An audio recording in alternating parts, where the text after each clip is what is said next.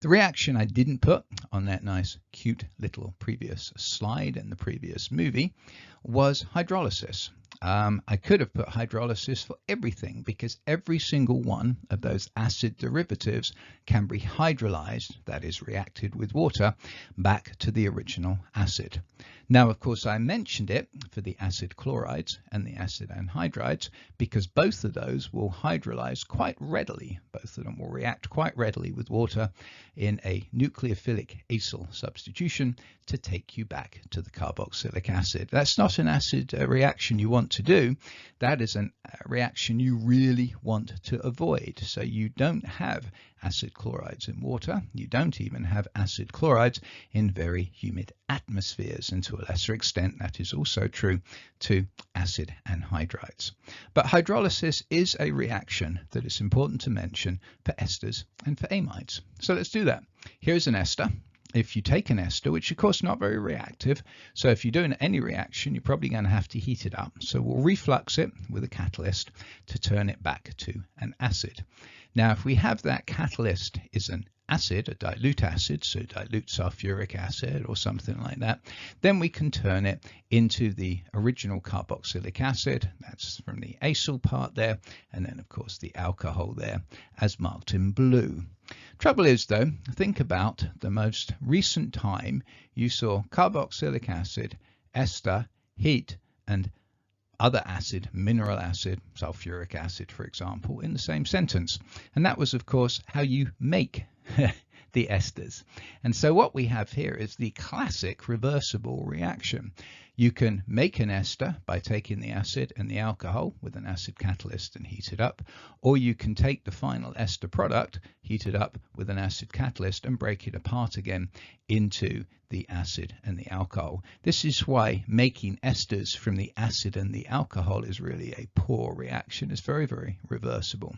Now, if you did have an ester and you really wanted to turn it back into the acid and the alcohol, the way to do it is you still reflux it with a catalyst, but the catalyst is sodium hydroxide. Sodium hydroxide quite happily catalyzes the breakdown of the ester, the hydrolysis of the ester to give the alcohol. But of course you are in basic conditions here, so you don't make the carboxylic acid, you make its conjugate base. And of course, once you've got its conjugate base, very easy to turn into the acid by just adding in the dilute acid then. So this is actually a nice little illustration of the differences between doing reactions in acidic and basic conditions. So you can hydrolyze esters. You do have to put some effort into it. You would be better off doing it under basic conditions. One of the A-level reactions is actually a very, very lovely example of this. It's the so-called two-step reaction where you take an ester attached to a benzene ring.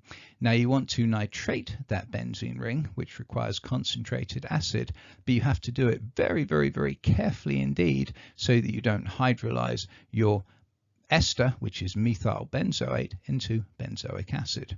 However, once you've done the first step, which is the nitration of the methyl benzoate, then you want to remove the ester group, you want to hydrolyze it to benzoic acid, which you do under basic conditions. So this is one of those lovely reactions that hopefully I will have on as a little module towards the end of the course. That's assuming I'm allowed to go back in the labs.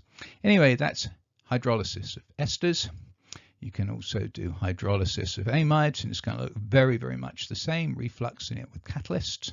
Do it under dilute acid, and you make the acid plus the ammonium. Do it in the presence of sodium hydroxide. You make ammonia, and again, the conjugate base, which you can turn into the acid with dilute acid. So again, nice illustration of acid-base chemistry. In acidic conditions, ammonia is in the form of its conjugate acid, NH4+. Carboxylic acids are in the acid form. When you have basic conditions, well, of course, it's ammonia. It's quite happy under basic conditions, but the acid is in the form of its conjugate base, which you then have to acidify to get it to the acid. So hydrolysis, a reaction undergone by all of the acid derivatives. For two of the derivatives to be avoided, for one of the derivatives, it can be a useful part of a synthesis. And that last reaction, you'll see it again in the next movie, but it is a decent little test. Reflux in basic conditions, and primary amides produce ammonia as a gas, and you can test for ammonia with either your noses or with litmus paper.